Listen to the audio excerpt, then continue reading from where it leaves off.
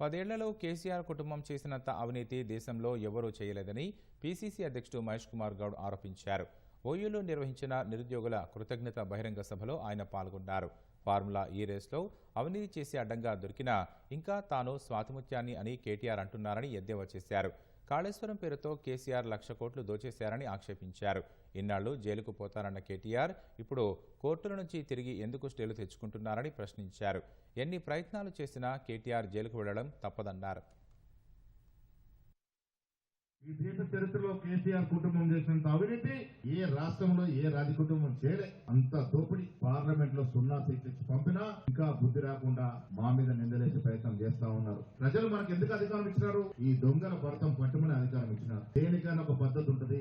పద్ధతి లేకుండా పాలన చేయదు కాంగ్రెస్ పార్టీ. దీంట్లో అవినీతి జరిగింది అనే గవర్నర్ గారికి ఇవ్వడం, గవర్నర్ గారు న్యాయ కోవితో సంప్రదించడంతో అరెస్ట్ చేయాలని ఆదేశాలు ఇవ్వడం, ఇలా కోర్టు చుట్టూ తిరుగుతా ఉన్నాడు కేటీఆర్ గారు.